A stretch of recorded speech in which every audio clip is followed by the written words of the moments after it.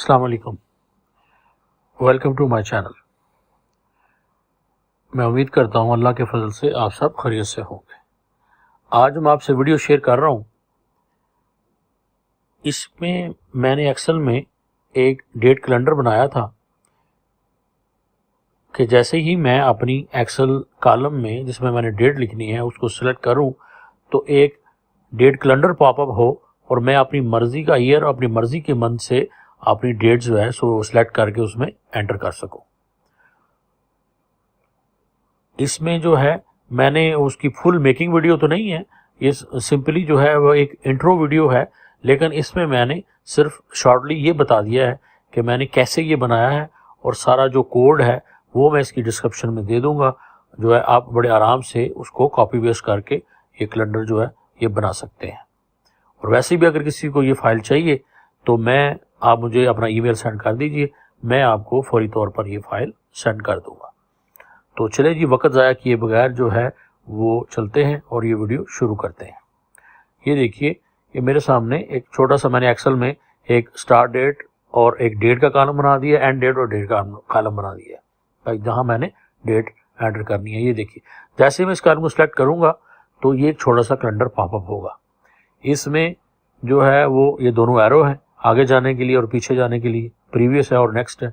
इस तरह date select करेंगे तो ऑटोमेटिकली जो है वो जो डेट हमारी एंटर हो जाएगी। इसी तरह दूसरा कॉलम है, इस तरह हर कॉलम के साथ जो है वो आप इसको अटैच कर सकते हैं।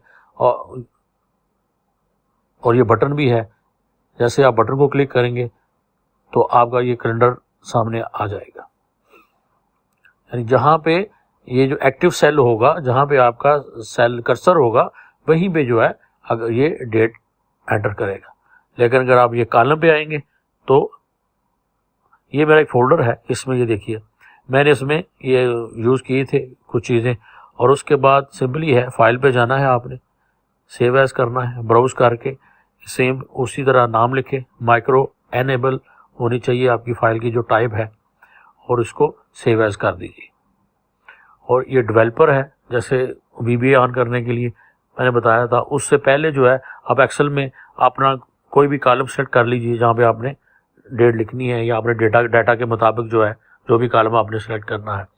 विजुअल बेसिक को ओपन करने के लिए मैंने लास्ट कैलकुलेटर वीडियो में भी बताया था कि आपने ऑप्शन में जाना है और कस्टमाइज रिबन पे जाना है, और उसमें आपकी राइट साइड पे ये डेवलपर जो है ये चेक होगा। अगर अनचेक है तो आप इसको क्लिक करके चेक करें और ओके कर दें तो ये आपका डेवलपर ऑन हो जाएगा।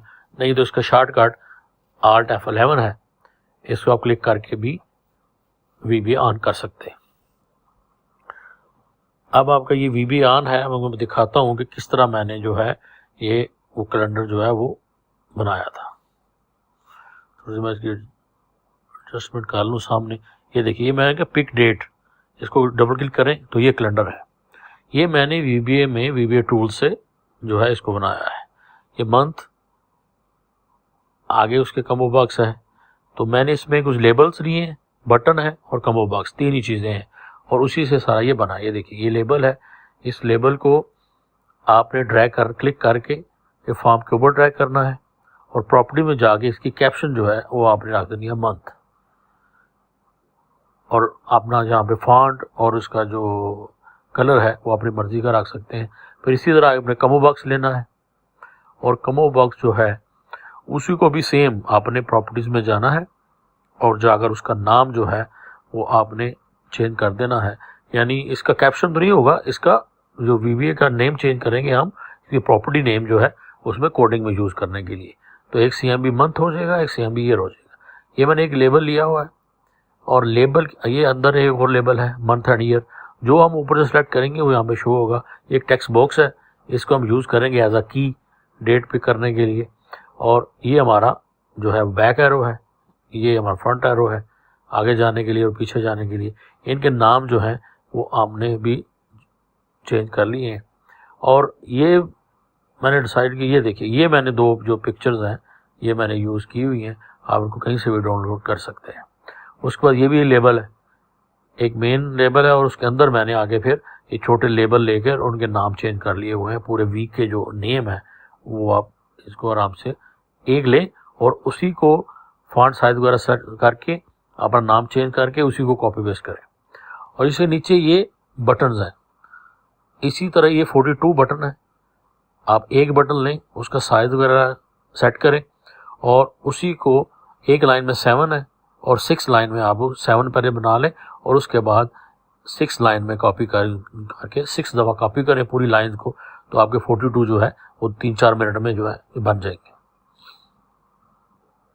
सिंपली उसी तरह करना है, बटन को क्लिक करना है टूल्स में से और अपने फॉर्म में जाके इसको ड्रैग करना है और उसके बाद साइज उसका आपने सेट करना है इसी तरह, और उसके बाद कॉपी पेस्ट जो है करना है। इनका नाम आपने कोई नहीं रखना, ये सिंपल ही होगा। इनकी जो कैप्शन ऊपर आएगी आपने प्रॉपर्टी में जाके कैप्शन को रिमूव कर देना है। तो ना नेम की जगह पे ऑटोमेटिकली हम जब कोड VBA का कोड लिखेंगे तो उसकी डेट जो है आएगी हमारे पास, शो होगी।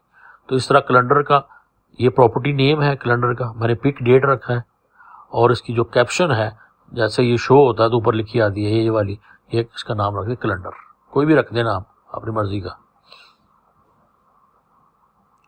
अभी खाली फॉर्म के अंदर जब अगर हम ये देखें डबल क्लिक करेंगे तो हमारा राइट क्लिक करके भी कोड ओपन कर सकते हैं और इस तरह डबल क्लिक करने से भी कोड ओपन होगा। तो ये हमारे सामने VBA कोड है। ये सारा कोड जो है वह डिस्क्रिप्शन में कॉपी कर दूंगा, वहीं से आप जो है इसको कॉपी पेस्ट कर सकते हैं। 2 कोड होंगे, एक जो है ये पूरा कोड है, ये देखिए। अब कोड के बाद जो है जब आप कॉपी पेस्ट करेंगे सेव करने के बाद अब एक्सेल शीट में जिसको भी आप देखिए सेलेक्ट कीजिए और जो भी डेट आप सेलेक्ट करेंगे वो डेट आपकी अपनी सेल में ऑटोमेटिकली लिखी जाएगी। तो आई होप कि ये वीडियो आपको पसंद आई होगी और आप इसको अपने ज़रूर ट्राई करें। एक्सेल में अगर किसी को वीडियो चाहिए तो मुझे आप ईमेल सेंड करें, मैं आपको जो है वो सेंड कर दूंगा। अगर किसी को इसमें कोई मुश्किल है, कोड इसके VBA कोड की समझ नहीं आ रही, तो भी आप मुझे कमेंट करें, मैं इंशाल्लाह आपको जो है वो दोबारा इसकी एक और वीडियो बना दूंगा जिसमें पूरा ब्रीफ बता दूंगा कि वो VBA का कोड जो है वो कैसे इस्तेमाल होता है। तो इंशाल्लाह मिलेंगे अगली वीडियो में। अपना बहुत ख्याल रखें। अल्लाह हाफिज़।